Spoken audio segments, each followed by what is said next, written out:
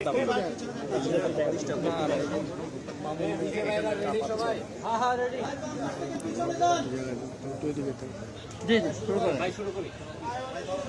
রহমানির রহিম। সম্মানিত সাংবাদিক ভাই ও বোনেরা, আসসালামু আলাইকুম। কিছুক্ষণ আগে দেশনেত্রী বেগম খালেদা জিয়া গত 7ই জুলাই অর্থাৎ 8ই জুলাই আর্লি মর্নিংয়ে 8ই জুলাই প্রথম প্রহরে অসুস্থতা বোধ করায় ওনাকে এবার কেয়ার হসপিটালে নেওয়া হয়। সেটি আপনারা জানেন, আপনাদের মাধ্যমে দেশবাসীও জানেন। ওখানে ভর্তি থাকা অবস্থায় doctor Shahabuddin Talukdar, professor FM Siddiqui, professor Nuruddin Ahmed, professor Shamsul Arifin, professor AQM Mohsin, professor doctor Ziaul Haque এবং প্রফেসর ডক্টর মাসুম কামাল এবং professor SZM Saleh, professor Rafiq Uddin Ahmed, professor Habibur Rahman Lulu আর জন হপকিন্সের 3 জন, doctor JP Hamilton, doctor Christos Georgiadis এবং ডক্টর হামিদ রাও এবং সেই সাথে লন্ডন থেকে আমাদের ভারপ্রাপ্ত চেয়ারম্যান দেশনায়ক জনাব তারেক রহমানের সহধর্মিনী বিশিষ্ট চিকিৎসক ডক্টর জুবাইদা রহমান সহ, অস্ট্রেলিয়া ডক্টর মাঝার সহ আমাদের স্থানীয় এবং বিদেশের চিকিৎসকদের তত্ত্বাবধানে ওনার চিকিৎসা কার্যক্রম এবার এতদিন চলেছে। কখনো কখনো আপনারা দেখেছেন ওনাকে আমরা শিশুতে নিয়েছি, কখনো কখনো শিশু থেকে নিয়ে আবার কেবিনে নিয়ে আসা হয়েছে। অর্থাৎ ওনার সুচিকিৎসার জন্য এবার কেয়ার হসপিটালের কেবিনকেই শিশু সুবিধা সম্বলিত ব্যবস্থা করে সে অনুযায়ী ওনার চিকিৎসা দেওয়া হয়েছে। আল্লাহ রাব্বুল আলামিনের কাছে লাখ লাখ শুকরিয়া, আলহামদুলিল্লাহ। দেশের মানুষের দোয়া এবং আপনাদের সবার দোয়া এবং সহমর্মিতার কারণে চিকিৎসকদের অক্লান্ত পরিশ্রম, স্বাস্থ্যকর্মীদের অর্থাৎ নার্স সহ অন্যান্য সকল স্টাফদের অক্লান্ত পরিশ্রমে উনি কিছুটা সুস্থ হয়েছেন। কিন্তু মনে রাখতে হবে যে ওনার, আমরা আগেও বলেছি, ওনার চিকিৎসার জন্য একটি পর্যায়ে আমরা আছি।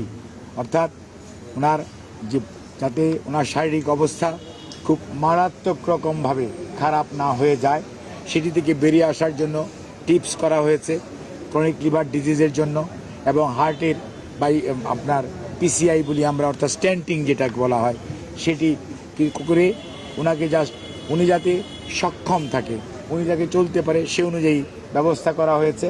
কিন্তু ওনার একটি শরীরের পূর্ণাঙ্গ ইভালুয়েশন, অর্থাৎ ডাক্তারি ভাষায় বলে গ্লোবাল ইভালুয়েশন, অর্থাৎ মানুষের বিভিন্ন অঙ্গ প্রত্যঙ্গ, অর্থাৎ কিডনি বলেন, লিভার বলেন, হার্ট বলেন, প্রত্যেকটি জিনিসের পরীক্ষা নিরীক্ষা আছে।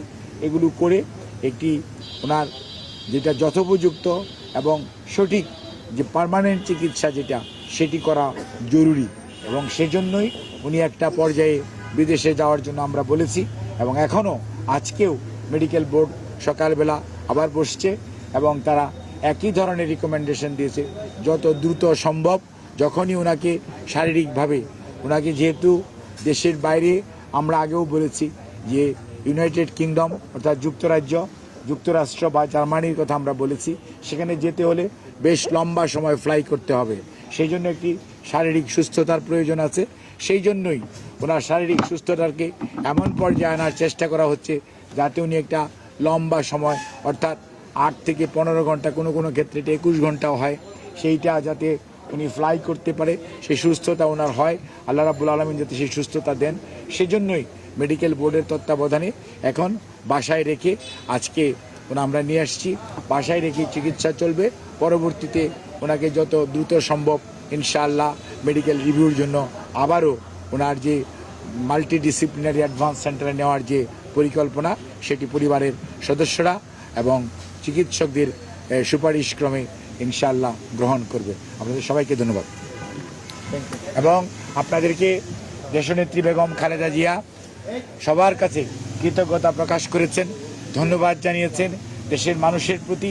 আপনাদের মাধ্যমে সবাইকে এটা পৌঁছে দেওয়া যে ওনার সুস্থতার জন্য আপনারা যেমন দোয়া করেছেন, সেই সাথে বিগত আন্দোলন, ছাত্র জনতার যে গণ অভ্যুত্থান, সেখানে যে পরিমাণ আমাদের ছাত্র বলেন, রাজনৈতিক কর্মী বলেন, বিএনপি সহ অন্যান্য দলের নেতাকর্মীরা ইন্তেকাল করেছে, শহীদ হয়েছে। তার জন্য অনেক মানুষ পঙ্গু হয়ে গেছে। তাদের সবার জন্য, সবাইকে জন্য উনি আত্মার মাগফিরাত কামনা করেছে, তাদের শহীদ হয়েছে। আর যারা অসুস্থ তাদের সুস্থতা কামনা আপনাদের মাধ্যমে উনি জাতি এবং তাদের পাশে দাঁড়ানোর জন্য উনি অঙ্গীকার ব্যক্ত করছেন।